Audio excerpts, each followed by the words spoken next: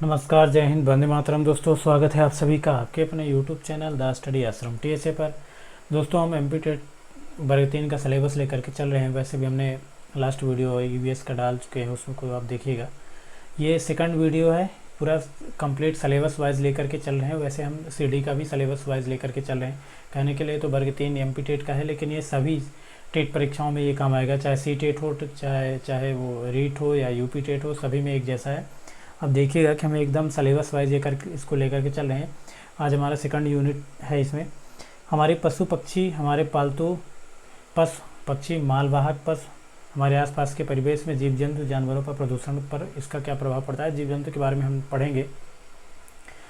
आपको देखना है कि इसमें जंतु जगत का जो आधुनिक वर्गीकरण है, जंतु जगत का जो आधुनिक वर्गीकरण है वो किसने किया है। सबसे महत्वपूर्ण चीज़ तो वो है। जंतु बाकी सब तो अभी हम ये देखेंगे कि मनुष्य की भांति जीव जंतुओं को भी उनकी मूलभूत आवश्यकता होती है, लेकिन आधुनिक जगत के जो जंतु जगत के वर्गीकरण है वो कैरोलोसिस है। वो आपको ये ध्यान में रखना है। कैरोलस है, कैरोलस। तो हम आगे देखते हैं कि इसमें मनुष्य की भांति ही जीव जंतु को भी आवास की मूलभूत आवश्यकता होती है। आवास में भोजन, जल एवं जीव जंतु भी जो है तो मौसम और जलवायु वातावरण से प्रभावित होते हैं। जैसे मनुष्य को मूलभूत आवश्यकता होती है रहने खाने के लिए, घर के लिए, वैसे भी जीव जंतुओं के लिए भी आवश्यकता होती है। उन्हीं की तरह होते हैं जीव जंतु भी, उनको भी रहने खाने के लिए मूलभूत आवश्यकता होती है। इन सब में जैविक जंतुओं के सापेक्ष रहकर बच्चा इन सब के बारे में समझ और ज्ञान प्राप्त करता है। हम पढ़ रहे हैं इस एक प्राथमिक शिक्षक भर्ती के लिए पढ़ाई कर रहे हैं अगर, तो हमें बच्चों के बारे में जानना चाहिए कि वो किस तरह से पढ़ाई करते हैं या किस तरह से वो आगे उनको अनुभव या अधिगम करते हैं। तो इसलिए उनको सापेक्ष में रख करके, कि जैविक जंतुओं के सापेक्ष में रह करके वो क्या करेगा, बच्चा उनके बारे में समझेगा, जानेगा। इसलिए ये लाइन इसमें जोड़ी गई यहाँ पे। पृथ्वी पर पाए जाने वाले जीव जंतु एवं पेड़ पौधे, इन सब में क्या होती है, भिन्नता पाई जाती है। पृथ्वी पर विभिन्न प्रकार के पेड़ पौधे हैं, पादप है, वनस्पतियाँ हैं, तो उनको हम क्या करते हैं, विभिन्न प्रकार की उनकी भिन्नता होती है, विभिन्न प्रकार के पाए जाते हैं। रंग के आधार पर है, रूप है उनका, ऊंचाई है, चौड़ाई है, वो विभिन्न प्रकार के। तो यही सब क्या होता है, जैव विविधता होता है। अब आप बताइएगा कि जैव विविधता पहली बार शब्द किसने दिया था। जैव विविधता पहली बार किसने दिया था, बर्नार्ड करके कुछ नाम है, ये बताइएगा कब दिया था जैव विविधता का नाम। तो जलवायु के आधार पर पे देखिएगा कि जलवायु के आधार पर वर्गीकरण किया गया है जीव जंतुओं का। तो जलवायु के आधार पर जीव जंतुओं का वर्गीकरण किस प्रकार से किया गया, आइए हम देखते हैं इसको। ठंडे जलवायु में कौन से जीव जंतु रहते हैं, माफ करिएगा, ठंडे जलवायु में कौन से जीव जंतु रहते हैं। देखिए, ध्रुवीय भालू। अब ध्रुवीय भालू देखिए, इसमें क्या है कि जो ध्रुव की ओर है, एक उत्तरी ध्रुव होता है, एक दक्षिणी ध्रुव होता है। पृथ्वी, आपको बताते हैं कैसे बनती है। ये पृथ्वी होगी, मान लीजिए गोला का, समझिए ऐसे है, इस तरह से ये विषुवत रेखा हो जाएगी, और ये जो है तो उत्तरी ध्रुव होगा और ये दक्षिणी ध्रुव होगा। तो सबसे ज़्यादा गर्मी यहाँ पर पड़ती है विषुवत रेखा पर, 0 डिग्री। फिर इसके बाद धीरे धीरे कम होती जाती है, 23.5 डिग्री ऊपर चली जाएगी, 23.5 डिग्री नीचे आएगी तो मकर रेखा हो जाएगी, ऊपर जो है तो कर्क रेखा चली जाती है। धीरे धीरे क्रमशः जो है तो ठंडी आने लगती है ऊपर। ये भी देखिएगा कि जो इधर से इस ये विषुवत रेखा से जो ध्रुवों की ओर जलधाराएँ चलती है वो ठंडी होती हैं, और गर्म जलधाराएँ होती हैं जो ध्रुवों से इधर आती हैं विषुवत रेखा की ओर, तो वो ठंडी जलधाराएँ होती हैं। ठंडे जलवायु में क्या है, ध्रुवीय भालू आते हैं। याक का आप नाम सुने होंगे, याक, ये ठंडे प्रदेशों में ही रहते हैं। ये एक याक जो होते हैं तो वहीं पे अपना वो, ये ध्रुवीय भालू जो हैं तो एक बर्फ़ के टीले में अपना घर बनाते हैं, क्योंकि वहाँ पे बर्फ़ फिर अंदर गर्म रहता है उनका घर। और गर्म जलवायु, ठंडे जलवायु और गर्म जलवायु, तो गर्म जलवायु में ऊँट, भेड़, चिंकारा रहता है। तो ऊँट को तो आप जानते हैं कि ये रेगिस्तान का जहाज़ कहा जाता है, गर्म में रहता है, एकदम रेतीले जगह में। निवास के आधार पर वर्गीकरण किया गया है। अब देखिएगा कि एक तो जलवायु के आधार पर गर्म जलवायु और ठंडी जलवायु के आधार पर बांटा गया था। जीव जंतुओं को, और अब जो है तो निवास के आधार पर भी बांटा जा रहा है। तो निवास के आधार पर क्या है, स्थलचर के बारे में बता रहा है। स्थलचर, स्थल मंडल के बारे में आपने सुना होगा। स्थल में कौन कौन रहता है, मानव है, गाय है, भैंस है, गधा है, ये सब क्या रहते हैं, स्थल मंडल में रहते हैं, स्थलचर में रहते हैं। जो ज़मीन पे रहते हो उन्हें स्थलचर के नाम से जानते हैं। नवचर, नवचर का मतलब जो आसमान में उड़ते हो, बाज है, चातक है, अन्य पक्षी हैं। मैना है, उल्लू है। मैना एक बहुत ही इंपॉर्टेंट, सब लास्ट टाइम पेपर में आया था कि मैना एक ऐसी कौन सी चिड़िया है जो अपना सिर आगे पीछे हिलाती हुई चलती है, तो वो मैना है। सीटेट में आया हुआ था मैना, अपने सिर को झटकते हुए चलती है ऐसे। उल्लू, उल्लू भी महत्वपूर्ण है। उल्लू क्या करता है कि अपनी गर्दन को 360 डिग्री में घुमा लेता है। 360 मतलब ये है कि आप सामने देख रहा है, वो पूरा का पूरा पीछे घुमा लेगा, फिर से पीछे जहाँ पर है। ये 180 डिग्री है, मान लीजिए कि ये 180 डिग्री है, तो ये घूम के फिर से वापस आके यहीं ऐसे घूम जाएगा, तो 360 हो जाएगा। ये मतलब ये पूरा का पूरा अपना सिर पीछे की ओर घुमा लेता है। ये 360 डिग्री है, पूरा का पूरा उल्लू घुमा लेता है। और ये तो रात में चलता है, और ये रात में इसे पक्षी हो या जीव जंतु कोई भी हो, रात में उन्हें सिर्फ सफ़ेद और काले में उनकी आँखों या रेटिना में प्रतिबिंब बनता है। सफ़ेद और काले में आँखों में क्या होता है, सफ़ेद और काले में ही उनकी आँखों में रेटिना पर ऐसे प्रतिबिंब बनेगा। जलचर क्या है, जलचर में एक मछली है और केकड़ा। इसमें आप देखिएगा कि एक मछली होती है जो समुद्र में रहती है। ये जलचर तो है, समुद्र में मछली रहती है जो क्या कहते हैं जिसको, कुत्ता मछली। ये कुत्ता मछली है। आप कुत्ता मछली ये ना समझ करके कि ये स्थल पर रहती होगी। ये कुत्ता मछली कहाँ रहती है, समुद्र में रहती है कुत्ता मछली। उभयचर, उभयचर यानी जो ज़मीन और उसमें दोनों में रहता हो, ज़मीन पर भी रहता हो और जल में भी रहता हो, वो उभयचर है। देखिए क्या है, मेढक, कछुआ, आप लोगों ने देखा होगा। मेढक जो है तो पानी में भी रहता है और सूखे में भी रहता है। कछुआ भी इसी तरह का है, जीव है जो पानी में भी रहता है और बाहर भी रहता है। मेढक का एक तो प्रारंभिक अवस्था के बारे में बात किया जाता है कि मेढक का प्रारंभिक अवस्था, तो वो प्रारंभिक अवस्था जो है तो टैडपॉल कहलाता है। पूछ लिया जाता है ये कि मेढक का प्रारंभिक अवस्था क्या है, तो टैडपॉल है। क्या है, टैडपॉल है। दोस्तों अगर आपको अच्छा लगे तो आप वीडियो को ज़रूर सब्सक्राइब करिएगा, चैनल को अपने दोस्तों के साथ भी ज़रूर शेयर करिए। आइए देखते हैं हम समुद्री, ये क्या है, 150 मिलियन वर्षों से अधिक समय से जीवित यह उपस्थित है। कौन, समुद्री कच्छप। इन्हें जीवांत जीवाश्म भी कहते हैं। कितने वर्षों से, 150 मिलियन। अब देखिएगा 1 मिलियन में 10 लाख होता है।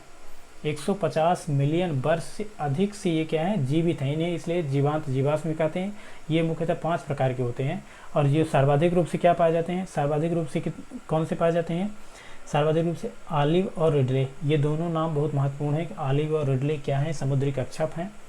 ये उभयचर की श्रेणी में आते हैं।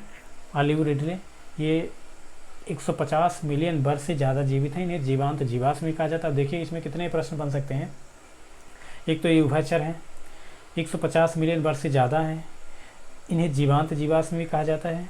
मतलब कई सारे इसमें से क्वेश्चन बन सकते हैं। आइए आगे देखते हैं कुछ नोट। 50 रुपये का नोट लगाइएगा यहाँ पे। बगुला और भैंस, बगुला भैंस की पीठ पर बैठता है क्योंकि सहजीवी है, और फिर बगुला जो है तो परजीवी कीट खाता है। क्यों बैठते हैं, दोनों ही सहजीवी हैं, मतलब दोनों ही जो है तो एक जैसे, उनका खान पान रहन सहन थोड़ा सा अलग हो सकता है, लेकिन वो हैं पर्यावरणीय वातावरण के एक ही जीव मंडल जैव मंडल से रिलेटेड हैं वो, तो एक ही सहजीवी हैं। बगुला और भैंस, बगुला जो है तो भैंस के पीठ पर बैठता है और उसके परजीवी कीटों को खाता है, परजीवी कीट को खा लेता है। वो क्यों ऐसा करता है, क्योंकि वो सहजीवी हैं। ये टेट परीक्षा, इसी टेट में आया हुआ था कि ऐसा क्यों करता है, तो वो सहजीवी हैं इसलिए। भारत में 4 प्रकार के सांप पाए जाते हैं। सांप काटने की दवाई भी सांप के जहर से ही बनाई जाती है। लगभग दुनिया में 3000 सांप मिलते हैं, 3000, जिनमें से 200 या 400 जहरीले होते हैं।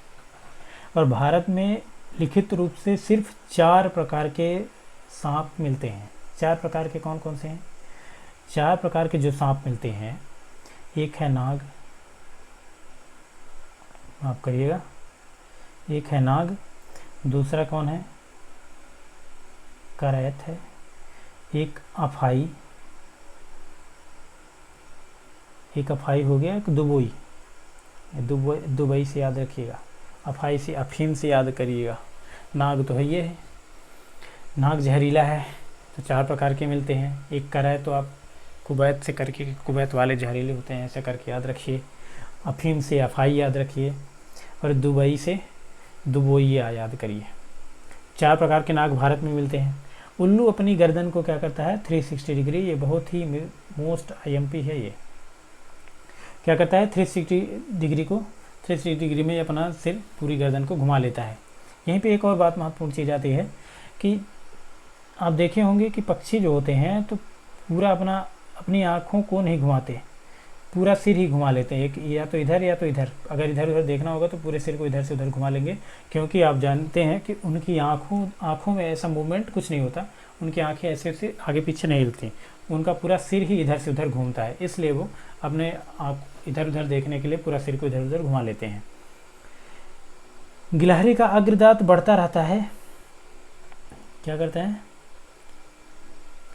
ये सवाल पूछा गया था कि गिलहरी किसी भी सामान या किसी चीज़ को क्यों कुतरती रहती है। तो आप बताइए, गिलहरी किसी भी सामान को इसलिए कुतरती है क्योंकि उसके दांत बढ़ते रहते हैं, तो इस वजह से वो कुतरती रहती है। ऐसे ही चूहों में भी होता है, गिलहरी का अग्रदांत बढ़ता रहता है इसलिए वो कुतरती रहती है। कोई भी सामान हो, बोरा हो गया, बोरी हो गया, सामान है, कुछ भी है, उसको लकड़ी है, उसको काटती रहती है। रात में जगने वाले जानवर को सफ़ेद और काला दिखता है। जो भी जानवर है उसकी रेटिना में ऐसे क्या बनेगा, आँखों में सफ़ेद या काला प्रतिबिंब बनता है, या तो उसको सफ़ेद दिखता है, या जो भी चीज़ रात में जो भी जानवर विचरण कर रहे होते हैं उनमें क्या होता है, सफ़ेद और काला दिखता है उनको। स्पाइरोगारा एक कोशिकी जीव है। आप बताइए कि पैरामीशियम किस तरह का जीव है, एक कोशिकी है या बहुकोशिकी है, आप हमें, या 2 कोशिकी है।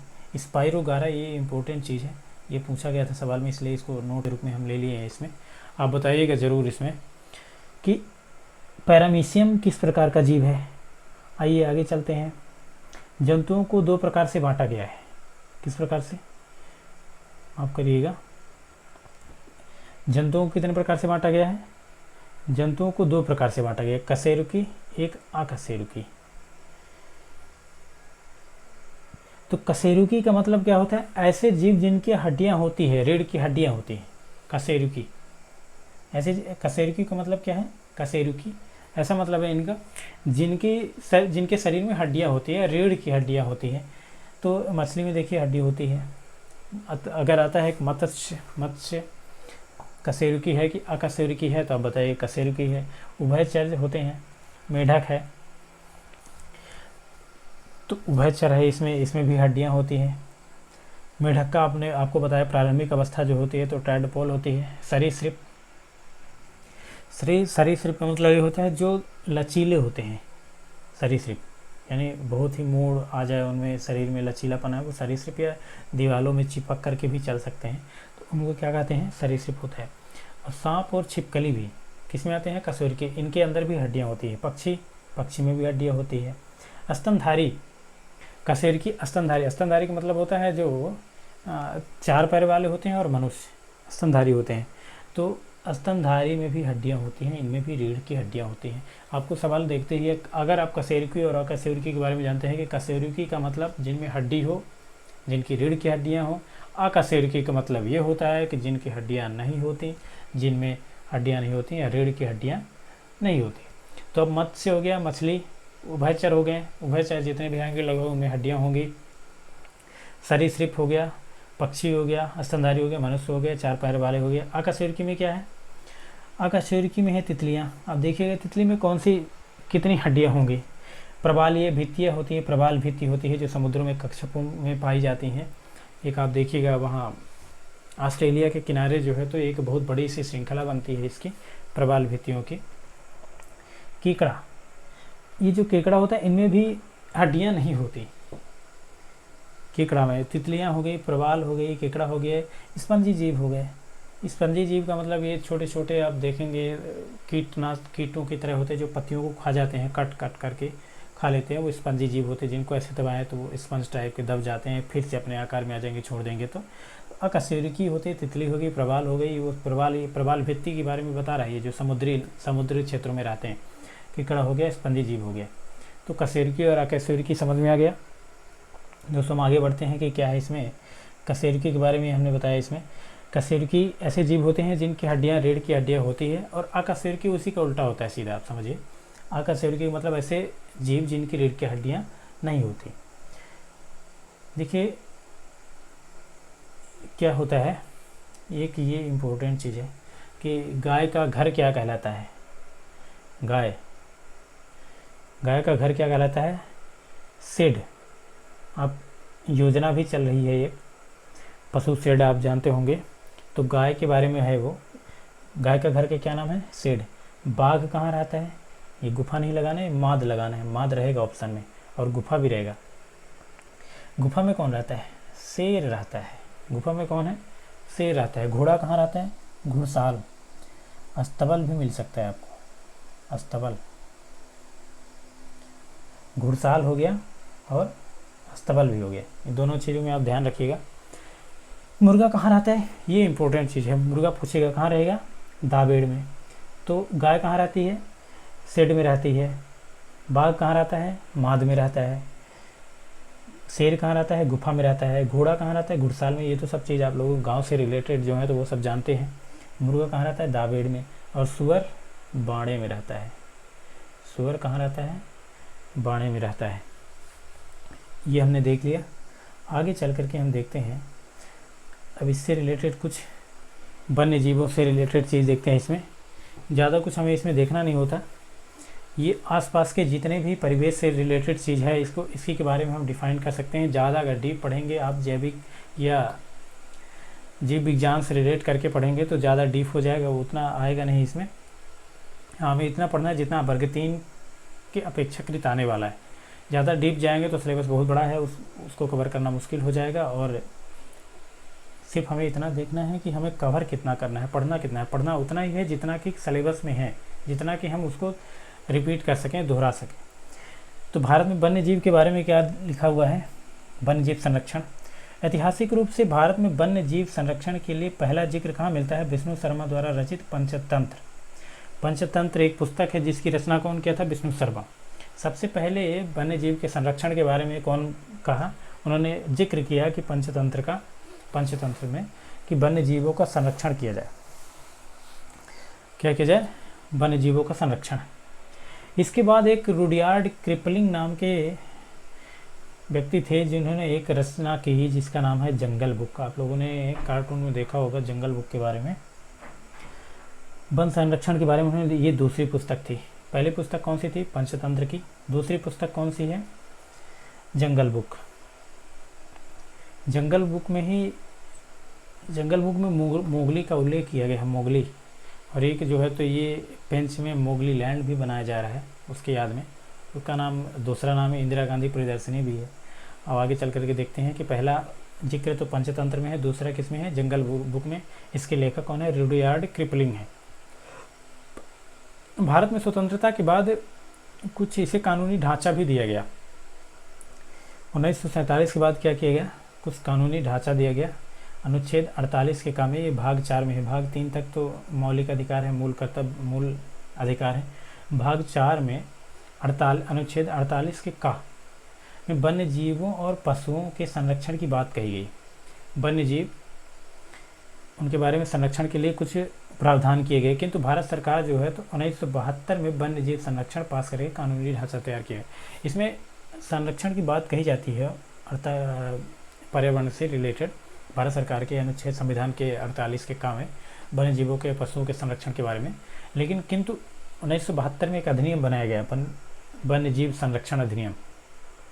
कब बना था? 1972 में। आप बताइएगा कि प्रोजेक्ट टाइगर कब शुरू हुआ? प्रोजेक्ट टाइगर शुरू हुआ 1973 में। 1973 से। वन्य जीव संरक्षण कब से हुआ? ये वन्य जीव संरक्षण वही है जो स्टॉकहोम, स्वीडन में जाकर के पर्यावरण, स्टॉकहोम में सम्मेलन किया गया था 1972 में 5 जून को, जब से पर्यावरण दिवस मनाया जाने लगा। तो पर्यावरण दिवस भी जो है तो 1972 में 5 जून को हुआ था। स्टॉकहोम, स्वीडन में बैठक हुई थी। लेकिन ये 1973 में अगर पूछता है कि कब से शुरू हुआ पर्यावरण दिवस मनाना, तो ये 1973 में ही शुरू हुआ था। कानूनी ढांचा तैयार करके क्या किया, पहले 48 के काम में थे, फिर वन्य जीव संरक्षण क्या हुआ, 1972 में आया। कानूनी ढांचा में 3 प्रकार का वर्गीकरण किया गया, माफ करिएगा, 3 प्रकार से जो वर्गीकरण किया गया कानूनी ढांचे में। 3 प्रकार किस प्रकार से है वर्गीकरण? संरक्षण के प्रकार देखिएगा आप, एक तो राष्ट्रीय उद्यान है, वर्तमान में 105 है राष्ट्रीय उद्यान, कहीं कहीं आपको 104 देखने को मिलेगा, लेकिन अगर आप ऑप्शन में 105 है तो आप 105 ही लगाइएगा। मध्य प्रदेश में कितने राष्ट्रीय उद्यान हैं? 11 राष्ट्रीय उद्यान हैं। भारत में सबसे ज़्यादा राष्ट्रीय उद्यान मध्य प्रदेश में ही हैं।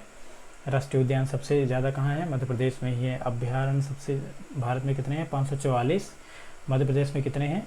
31 अभ्यारण्य मध्य प्रदेश में है।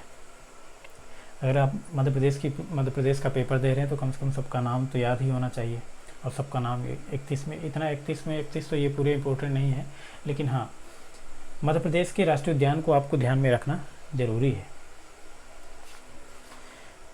जैव मंडल आरक्षित क्षेत्र बायोस्फीयर रिजर्व भारत में कितने हैं? 13 हैं। मध्य प्रदेश में कितने? 13। बायोस्फीयर रिजर्व मध्य प्रदेश में कितने हैं? 13 है। एक डिंडोरी का है, जीवाश्म वाला फाजिल जीवाश्म हो गया, और 2 और मिलेंगे आपको, सतपुड़ा वाला एक हो गया, और एक पन्ना वाला है। 3 क्या है? बायोस्फीयर रिजर्व है, और ये जबकि राष्ट्रीय उद्यान भी है। नोट अब आगे देखते हैं, नोट में क्या है। 1933 में, ये 1933 लिखा है, 1933 में भारत के पहले राष्ट्रीय उद्यान की स्थापना हुई। अब आप कमेंट बॉक्स में हमें ज़रूर बताइए कि विश्व का प्रथम राष्ट्रीय उद्यान कौन सा है और कब बना और कहाँ है। विश्व का आप बताइएगा, विश्व का राष्ट्रीय उद्यान कौन है। भारत में जो है तो 1933 में भारत के पहले राष्ट्रीय उद्यान की स्थापना हुई, जिसे हैली नेशनल पार्क के नाम से जाना जाता है, जो अब वर्तमान में उत्तराखंड में जिम कॉर्बेट के नाम से जाना जाता है, जहाँ वहीं देहरादून में ही क्या है, IFSR यानी इंडियन स्टेट फॉरेस्ट रिपोर्ट यानी भारतीय वन सर्वेक्षण 1900 माफ करिए, भारतीय वन सर्वेक्षण जो है तो कहाँ है? देहरादून में है। जिम कॉर्बेट, जिसको वर्तमान नाम से क्या जानते हैं? Jim Corbett. सबसे पहले प्रोजेक्ट टाइगर भी जो है तो सबसे पहले टाइगर प्रोजेक्ट कहाँ शुरू किया गया? यहीं शुरू हुआ 1972 में। भारत में सबसे बड़ा राष्ट्रीय उद्यान कौन सा है? हिमिस, लद्दाख में। आप हमें बताइएगा कि सबसे बड़ा टाइगर प्रोजेक्ट भारत का कौन सा है। कई क्वेश्चन है, आप कमेंट बॉक्स में हमें बता सकते हैं। उत्तराखंड में है जिम कॉर्बेट, जो वर्तमान में, देखिएगा आज हम कुछ राष्ट्रीय उद्यान के बारे में चर्चा करते हैं। भारत के चित्र को देख करके हंसिएगा नहीं, ऐसे हमने बनाया है, टेढ़ा मेढ़ा है। देखिएगा सबसे पहले जम्मू कश्मीर को देखते हैं। जम्मू कश्मीर में क्या है? सबसे पहले सलीम अली पक्षी अभ्यारण्य, जम्मू कश्मीर सबसे ऊपर है सलीम अली पक्षी अभ्यारण्य। एक क्या है? दचीगामा सलीम अली पक्षी अभ्यारण्य कहाँ है? जम्मू कश्मीर में। ऐसे हम नीचे लेकर के चलेंगे। लद्दाख में क्या है? हिमिस। आप देखिएगा कि यहाँ पर लद्दाख अब तो यूनियन टेरिटरी में बदल गया, जम्मू कश्मीर और लद्दाख। तो हिमिस कहाँ है? ये भारत का सबसे बड़ा राष्ट्रीय उद्यान है हिमिस।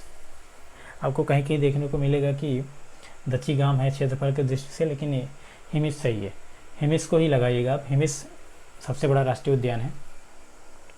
आगे यहाँ पर चल करके आते हैं तो ये आप देखिएगा मध्य प्रदेश, यहाँ पे पंजाब है। पंजाब में किसी प्रकार का राष्ट्रीय उद्यान नहीं, क्योंकि वहाँ पे समतल जमीन है। पंजाब में कोई राष्ट्रीय उद्यान नहीं है। एक यहीं पे हरियाणा मिलेगा। तो हरियाणा में कौन सा है? हमने यहाँ पे लिखा नहीं, डिफाइन नहीं किया। हरियाणा में सुल्तानपुर एक राष्ट्रीय उद्यान है। आप नोट करिएगा, कॉपी पेन ले लीजिएगा, कॉपी पेन में नोट करिए कि हरियाणा में कौन सा राष्ट्रीय उद्यान है? सुल्तानपुर है, जहाँ पे सलमान खान की वो सुल्तान मूवी भी यहीं शूट हुई थी। आगे देखिएगा क्या है? राजस्थान में केवलादेव राष्ट्रीय उद्यान है।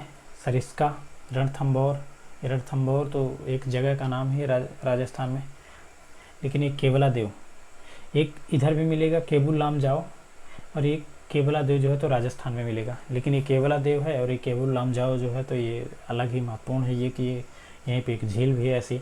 तो राजस्थान में क्या है? केबुल लामजाओ, सरिस्का और रणथंभौर, 3 है ये। सरिस्का हालांकि प्रस्तावित है, लेकिन फिर भी 3 राष्ट्रीय उद्यान राजस्थान में है। जम्मू कश्मीर में सलीम अली पक्षी अभ्यारण्य, दचीगामा हो गया, और हिमिस जो भारत का सबसे बड़ा राष्ट्रीय उद्यान है। गिरी, गुजरात में क्या है? गिरी राष्ट्रीय उद्यान है। एक यहीं पे मिलेगा ब्लैक बफ, गुजरात में एक कौन सा है, ब्लैक बफ, गुजरात में एक ब्लैक बफ करके है, राष्ट्रीय उद्यान है,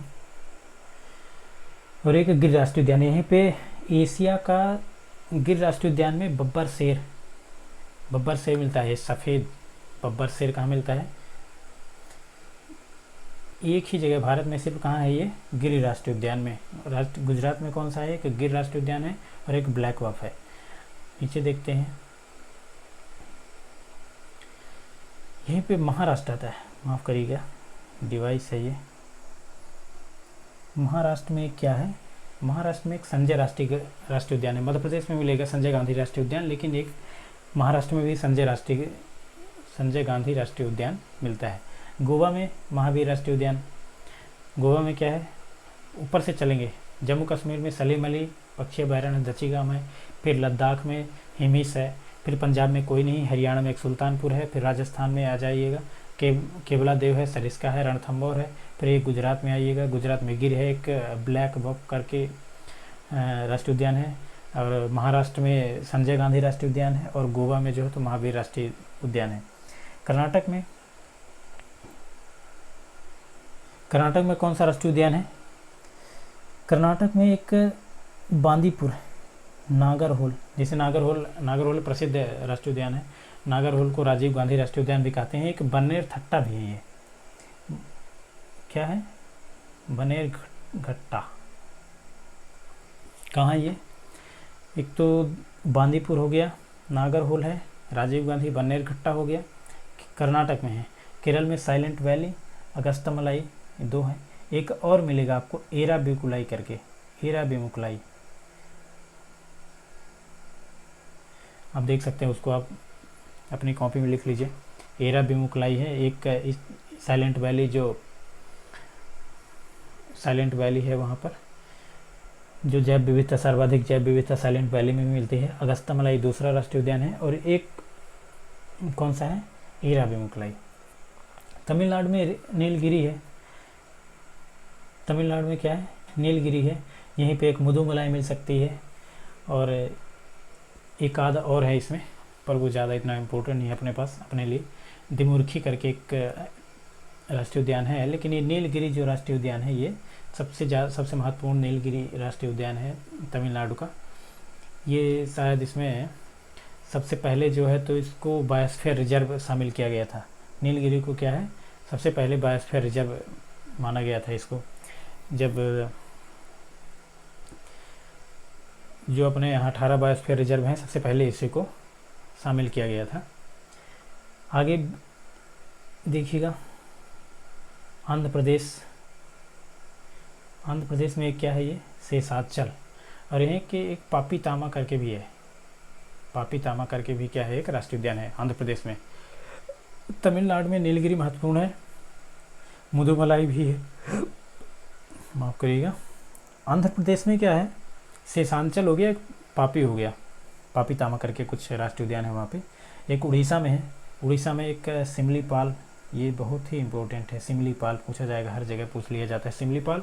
और यहीं पे एक भीतरकनिका नाम का भी राष्ट्रीय उद्यान है उड़ीसा में, आप पेन कॉपी में अपने नोट करिएगा। भीतरकनिका भी यहीं पे क्या है, एक राष्ट्रीय उद्यान है।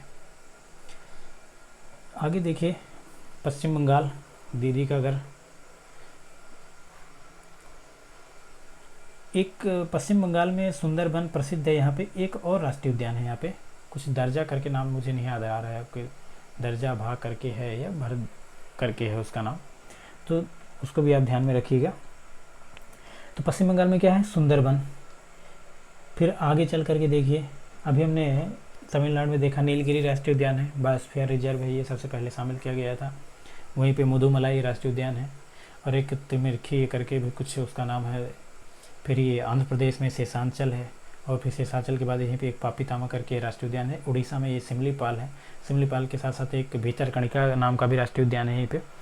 और ये पश्चिम बंगाल जो है तो सुंदरबन है, पश्चिम बंगाल में एक और है यहीं पे राष्ट्रीय उद्यान। मणिपुर सबसे ज़्यादा इम्पोर्टेंट है, मणिपुर में काबुल लामजाओ, क्या है, काबुल लामजाओ राष्ट्रीय उद्यान है, जो ये तैरता हुआ है। एक यहीं पे एक तैरता हुआ एक देश का एकमात्र तैरता हुआ राष्ट्रीय उद्यान है। यहाँ पे एक झील है, लोकटक झील, शायद नहीं, लोकटक झील उसका नाम है। वो तैरते हुए दिखती है। यहीं पे एक डांसिंग डियर कहते हैं उसको, वो ऐसे कूद करके चलती है। कौन सी? तो उसका नाम क्या है? Dancing dear. डांसिंग डियर कहाँ मिलती है? तो आप मणिपुर लगाइएगा। मणिपुर में सर्वाधिक वन जो है तो प्रतिशत, नहीं, मिजोरम में सर्वाधिक वन जो है तो प्रतिशत के आधार पर मिजोरम में है। मेघालय में कौन सा है? नोकरेक राष्ट्रीय उद्यान। मेघालय में कौन सा है? नोकरेक। अरुणाचल प्रदेश में क्या है? अरुणाचल प्रदेश यहाँ सबसे ये चल है कि तो एक चौथाई भाग जो है, माफ़ करिएगा, एक चौथाई भाग क्या करता है? पूर्वांचल एरिया में एक चौथाई भाग वन कहाँ मिलते हैं? पूर्वांचल एरिया में, जिसे नेफा कहते हैं, नॉर्थ ईस्ट फ्रंट एरिया। हम देखेंगे कि अरुणाचल प्रदेश में कौन सा राष्ट्रीय उद्यान है, तो नामदफा राष्ट्रीय उद्यान। ये सबसे ऊंचा, क्या है ये? भारत का सबसे ऊंचा राष्ट्रीय उद्यान है नामदफा। दिबांग राष्ट्रीय उद्यान, 2 राष्ट्रीय उद्यान यहाँ पे मिलेंगे। आगे चल करके देखते हैं। असम का राष्ट्रीय उद्यान प्रसिद्ध है, फेमस है, मानस राष्ट्रीय उद्यान, मानस। काजीरंगा राष्ट्रीय उद्यान, एक सींग वाला गेंडा यहाँ प्रसिद्ध है। एक सींग वाला क्या है यहाँ पे? मानस राष्ट्रीय उद्यान में। उड़ीसा में आप देखिएगा कि हाथी, कटक में हाथी परियोजना शुरू की गई थे, और वही मानस में भी ऐसा ही है, एक हाथी परियोजना है इसमें। काजीरंगा राष्ट्रीय उद्यान, ये प्रोजेक्ट टाइगर शामिल है इसमें। काजीरंगा राष्ट्रीय उद्यान कहाँ है? ये काजीरंगा असम में है। मानस राष्ट्रीय उद्यान कहाँ है? असम में है। नामदफा कहाँ है? अरुणाचल प्रदेश में। दिबांग कहाँ है? अरुणाचल प्रदेश में। मेघालय में कौन है? नोकरेक है। मणिपुर में केबिल लामजाओ, और इधर केवलादेव है इसमें राजस्थान में। केवलादेव राजस्थान में है, सरिस्का, रणथंभौर, और एक काबू लामजाओ जो है तो एक तैरता हुआ है मणिपुर में, लोकटक झील में। कहाँ है ये? मणिपुर में। आगे चल करके देखते हैं। यूपी में सिर्फ एक ही राष्ट्रीय उद्यान है, जिसको क्या कहते हैं? दुधवा। क्या है? एक ही राष्ट्रीय उद्यान है, दुधवा। और देखिएगा यहीं पे बिहार है। बिहार में सिर्फ एक ही राष्ट्रीय उद्यान है। बिहार में सिर्फ एक राष्ट्रीय उद्यान है, वाल्मीकि राष्ट्रीय उद्यान। क्या नाम है उसका? वाल्मीकि राष्ट्रीय उद्यान है। यूपी में कौन सा है? दुधवा राष्ट्रीय उद्यान। आइए उत्तराखंड में। ये उत्तराखंड में वही जिम कॉर्बेट, जिसे 1933 में भारत में स्थापित किया गया था। जिम कॉर्बेट, पहला इसका हेली नेशनल पार्क नाम था, बाद में इसको जिम कॉर्बेट के नाम से कहा गया। सबसे पहले राष्ट्रीय उद्यान ये 1972 में यही शामिल हुआ था, 1972 में, प्रोजेक्ट टाइगर में। दूसरा क्या है? राजाजी राष्ट्रीय उद्यान। एक उत्तराखंड में एक जिम कॉर्बेट है, दूसरा क्या है? राजाजी राष्ट्रीय उद्यान। यूपी में कौन सा? दुधवा। बिहार में कौन सा? वाल्मीकि। मध्य प्रदेश को छोड़ करके चल रहे हैं, क्योंकि मध्य प्रदेश की परीक्षा को कवर करेंगे तो उसके सारे राष्ट्रीय उद्यान एक अलग चैप्टर में देखते हैं। हिमाचल प्रदेश में कौन सा है? Pink valley. तो इस तरह से हम पूरे भारत में लगभग कंप्लीट कर लिए हैं। आपको यहाँ भी हरियाणा में सुल्तानपुर को ध्यान में रखना है, और एक बिहार में वाल्मीकि को ध्यान में रखना है, और जो एक सामने बताया उसको आप देखिएगा। आइए हम देखते हैं मध्य प्रदेश के कुछ राष्ट्रीय उद्यान के बारे में। इसका भी राष्ट्रीय उद्यान हमने ऐसे ही बनाया है। इसमें हमने बायोस्फीयर रिजर्व और अभ्यारण्य को भी शामिल किए हैं इसमें। दोस्तों, अगर आपको ये हमारी मेहनत अच्छी लग रही है, हमारा प्रयास अच्छा लग रहा है, तो आप चैनल को सब्सक्राइब करिएगा, अपने दोस्तों के साथ भी ज़रूर शेयर करिएगा। अगर उनके काम का है ये चीज़ तो बताइएगा। मध्य प्रदेश का ऐसा ये हर जगह नहीं मिलेगा आपको देखने के लिए। बायोस्फीयर रिजर्व के बारे में बात करें, मध्य प्रदेश में बायोस्फीयर रिजर्व कितना है? मध्य प्रदेश में बायोस्फीयर रिजर्व कितने हैं? सिर्फ 3 बायोस्फीयर रिजर्व हैं। और अभ्यारण्य कितने हैं? इसमें एक बढ़ा दीजिए, 31। मध्य प्रदेश में राष्ट्रीय उद्यान कितने हैं? 11 हैं। भारत में कितने राष्ट्रीय उद्यान हैं? 105 मिलेगा, 104 मिलेगा। तो आप ऑप्शन में जो रहा उसी को मारिएगा, दोनों एक साथ नहीं हो सकते। अगर हैं तो आप 105 को मारिएगा। 544 अभ्यारण्य हैं। 544 क्या हैं? अभ्यारण्य। और 18 जो है तो बायोस्फीयर रिजर्व है, जिनमें 10 बायोस्फीयर रिजर्व अमेरिका द्वारा संचालित एक संस्था है, जिनमें भारत में 18 में से 10 उसमें शामिल है। भारत की सर्वप्रथम जो है तो नीलगिरी को भी उसमें शामिल किया गया था। अब देखिएगा कि इसमें कौन कौन से राष्ट्रीय उद्यान हैं? वैसे तो सबसे महत्वपूर्ण इसमें मध्य प्रदेश में कान्हा किसली राष्ट्रीय उद्यान है, जो सबसे पहले ये कहाँ है। कान्हा किसली राष्ट्रीय उद्यान के बारे में अगर देखेंगे तो ये मंडला बालाघाट के बॉर्डर पर स्थित है। यहाँ पे मंडला और बालाघाट यहीं पे है, जहाँ पे तांबे की मलाचखंड खदान भी मिलती है। तो इसमें कान्हा किसली राष्ट्रीय उद्यान में क्या है, एक बैटरी नाम का बारहसिंघा पाया जाता है। आपने देखा होगा एक सींग वाला गेंडा जो है तो कहाँ मिलता है, वहाँ काजीरंगा राष्ट्रीय उद्यान में। लेकिन अगर कान्हा किसली राष्ट्रीय उद्यान की बात करें तो ये 940 वर्ग किलोमीटर में फैला हुआ है। 940 वर्ग किलोमीटर में फैला हुआ है। इसमें बैटरी बारहसिंघा मिलता है, और जो सिर्फ यहीं होता है, दूसरी जगह नहीं मिलता है। यहाँ पर क्या है, यहाँ हालो और बंजर घाटी जो है यहाँ के दर्शनीय स्थल है। कहाँ है, एक यहाँ हालो और एक बंजर घाटी है, दर्शनीय स्थल है यहाँ का। सर्वाधिक बाघ यहीं मिलते हैं, सर्वाधिक बाघ क्या है, यहीं मिलते हैं। और घनत्व के आधार पर पे आप आगे देखिएगा कि बांधवगढ़ में मिलते हैं, हर एक 8 किलोमीटर में बांधवगढ़ में। लेकिन एक सर्वाधिक बाघ अगर पूछता मध्य प्रदेश में कहाँ है, इसे टाइगर स्टेट भी कहा जाता है। 526 फिर से मध्य प्रदेश में हो गया, कर्नाटक हो गया था, लेकिन अभी फिर से वर्तमान में 1967 पूरे भारत में बाघ की संख्या है। 29 जुलाई को टाइगर दिवस भी मनाते हैं 29 जुलाई को। और सर्वाधिक बाघ जो है तो कहाँ मिलते हैं, कान्हा किसली राष्ट्रीय उद्यान में सर्वाधिक बाघ। यहाँ पर एक पार्क इंटरप्रिटेशन योजना अमेरिका के सहयोग से चलाई जा रही है। कहाँ, यहीं कान्हा किसली राष्ट्रीय उद्यान में पार्क इंटरप्रिटेशन योजना चलाई जा रही है। ये कान्हा किसली राष्ट्रीय उद्यान 1955 में बना था। कहाँ बना था, ये मंडला और बालाघाट के बॉर्डर पर बना था। और ये सबसे पहले मध्य प्रदेश में 1974 में टाइगर प्रोजेक्ट में भी शामिल हुआ था। हम जितनी चीज़ बता रहे हैं आप उसको एक नोट बनाते हुए चलिएगा। आप वीडियो को फिर से वापस करके देखिएगा कि क्या है, बैटरी बारहसिंघा मिलता है यहाँ पे, एक हालो और बंजर नाम की एक दर्शनीय घाटी स्थल मिलती है, और एक पार्क इंटरप्रिटेशन योजना अमेरिका के द्वारा चलाया जा रहा है, और सर्वाधिक बाघ भी ही मिलते हैं। 1955 में ये राष्ट्रीय उद्यान बना था, और 1974 में ये राष्ट्रीय उद्यान जो है तो टाइगर प्रोजेक्ट में शामिल हुआ। इसके बाद आप देखिएगा माधवगढ़, जो क्रम के अनुसार चल रहे हैं। माधवगढ़ जो है तो 1958 में बना। ये कान्हा किसली राष्ट्रीय उद्यान 1955 में बना था। माधवगढ़ राष्ट्रीय उद्यान कहाँ है, शिवपुरी में।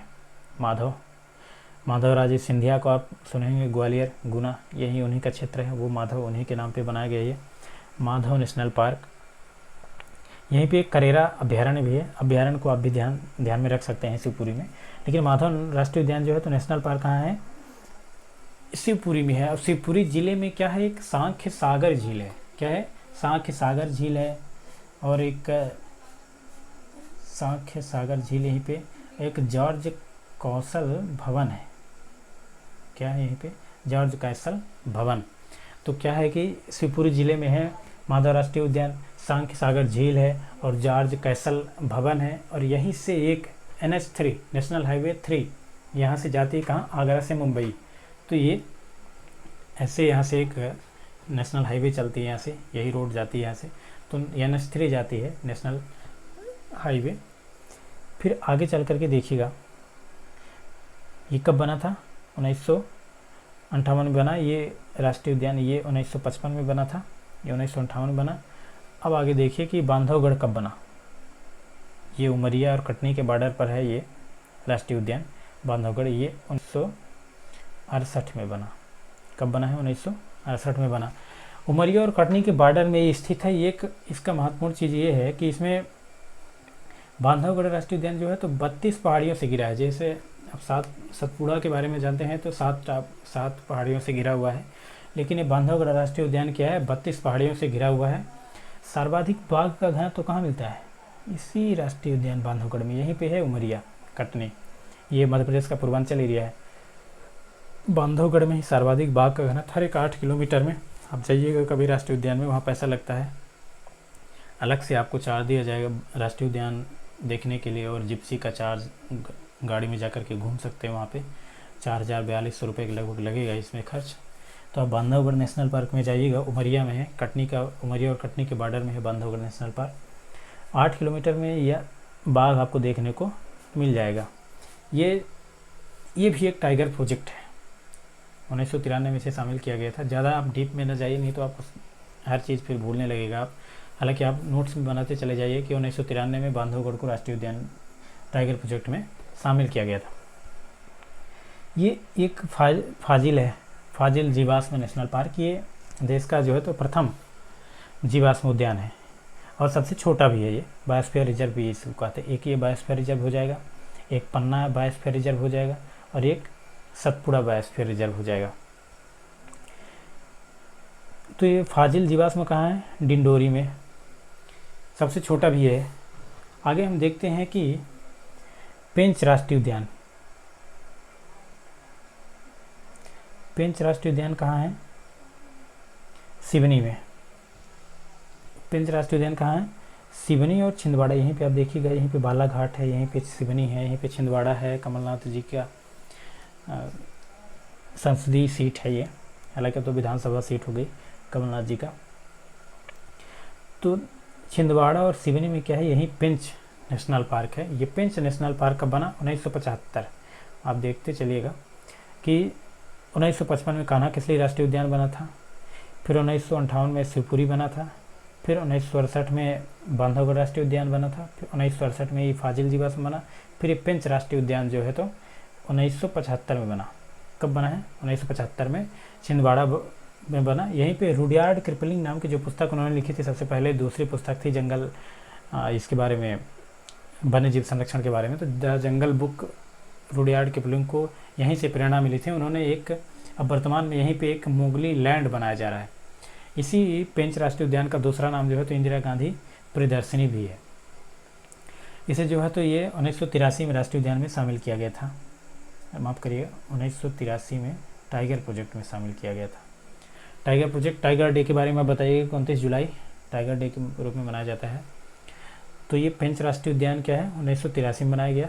इसके बारे में आप मोगली लैंड यहीं पे बनाया जा रहा है, सिवनी में। इसके बाद आप देखिएगा वन विहार के बारे में। वन विहार राष्ट्रीय उद्यान भोपाल में है। ये सबसे छोटा राष्ट्रीय उद्यान है और यह एकमात्र सर्प उद्यान है। इसे आधुनिक चिड़ियाघर के नाम से भी जानते हैं। आप जाइए, बहु प्रकार के यहाँ पे सांप मिलेंगे आपको देखने के लिए। ऐसे चिड़ियाघर बना हुआ है, शीशे के अंदर आपको देखने को लिए मिलेंगे। कुछ मांद टाइप का या बिल टाइप का बना रहता है, उसी में घुसे रहते हैं, उनको भोजन दिया जाता है। तो ये चिड़ियाघर के नाम से भी जाना जाता है। ये इसकी लंबाई चौड़ाई ये 4.45 वर्ग किलोमीटर के क्षेत्र में ये फैला हुआ है, मतलब सीमित है, बहुत ज़्यादा नहीं है वन विहार राष्ट्रीय उद्यान। आगे चल करके देखते हैं पन्ना राष्ट्रीय उद्यान। पन्ना जो है तो पन्ना छतरपुर में ही है। 1981 में बना था। कब बना था? 1981 में बना। यह एक मध्य प्रदेश का पहला रेप्टाइल पार्क है। क्या है ये? Reptile park. इसे दूसरा सरिस्का भी कहते हैं। राजस्थान में एक सरिस्का है, मध्य प्रदेश का क्या है? दूसरा सरिस्का भी इसे कहते हैं। यहाँ बाघ नहीं है, महत्वपूर्ण चीज़ है, लेकिन फिर भी टाइगर प्रोजेक्ट है ये। पन्ना राष्ट्रीय उद्यान जो है तो टाइगर प्रोजेक्ट है ये। यहाँ पर बाघ नहीं है, लेकिन बाघ ला करके यहाँ पे टाइगर प्रोजेक्ट बनाया जा रहा है पन्ना राष्ट्रीय उद्यान में। सरिस्का दूसरा नाम है। रेप्टाइल कहते हैं, पन्ना को रेप्टाइल कहते हैं। पन्ना राष्ट्रीय उद्यान जो है तो पन्ना छतरपुर के बॉर्डर पर है और रेप्टाइल पार्क कहते हैं, सरिस्का भी कहते हैं। यहाँ पे बाघ नहीं है।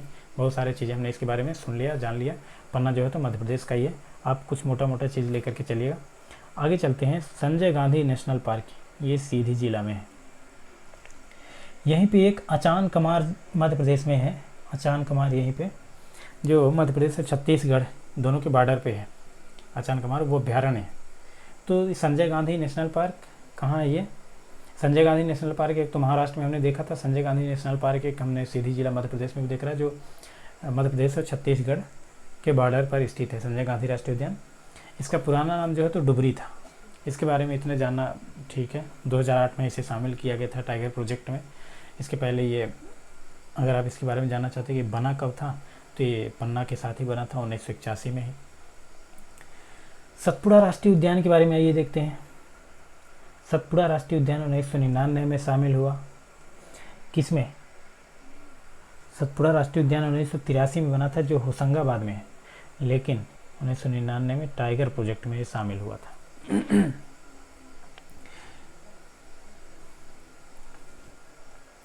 माफ़ करिएगा, यहाँ पे 1999 में नहीं, 2000 में ही ये टाइगर प्रोजेक्ट में शामिल हुआ था। ये 1999 में राष्ट्रीय उद्यान बना था। आगे चल कर के देखते हैं कि आगे हमें और क्या क्या देखना है इसमें। ये एक राष्ट्रीय उद्यान है, ओंकारेश्वर नेशनल पार्क। कहाँ है ओंकारेश्वर नेशनल पार्क? ये खंडवा में है। ओंकारेश्वर नेशनल पार्क कहाँ है? खंडवा में है। धार जिले में एक क्या है? डायनासोर नेशनल पार्क है। कहाँ है? Dinosaur national park. राष्ट्रीय उद्यान कहाँ है? सरदार, एक यहीं पे धार में ही क्या है, सरदार अभ्यारण्य करके अभ्यारण्य। आपको इसमें जो दिख रहे हैं, आप उसको सिर्फ नाम से याद रखिए कि रतलाम में सैलाना अभ्यारण्य है, इंदौर में ये राला मंडल करके एक अभ्यारण्य है इंदौर में, ये नौरा देही एक अभ्यारण्य है यहाँ पे। तो ये मुरैना और ग्वालियर में भी यहाँ पे क्या है, 2 अभ्यारण्य हैं। कौन कौन से अभ्यारण्य हैं? चंबल घाटी के नाम से है एक, और एक घाटी गांव के नाम से है। तो आपको याद रखना है कि चंबल घाटी कहाँ है, तो आप मुरैना और यहाँ पे माधवगढ़ नेशनल पार्क के राष्ट्रीय उद्यान के बारे में है। दोस्तों आज यहीं तक रहेगा। अगर आपको वीडियो अच्छा लगता है तो आप चैनल को सब्सक्राइब करिएगा, अपने दोस्तों के साथ शेयर करिएगा। हम ऐसे ही अच्छी वीडियो लाते रहेंगे, आपको अच्छा लगता रहेगा इसमें पढ़ने में। ऐसे ही चैप्टर वाइज, सिलेबस वाइज लेकर के आएंगे। EVS का ये दूसरा वीडियो है, आपको अच्छा लगता है तो आप हमें कमेंट बॉक्स में बताइएगा। अगर इसमें कोई गलती है या मिस्टेक है, सुझाव देना चाहते हैं तो हमें ज़रूर दीजिएगा। बिना टेंशन के पढ़िए, आप जितना टेंशन लेंगे उतना ही ख़राब होगा। बिना टेंशन के आप जितना पढ़ें उतना ही अच्छा होगा। धन्यवाद दोस्तों, bye bye, have a nice day.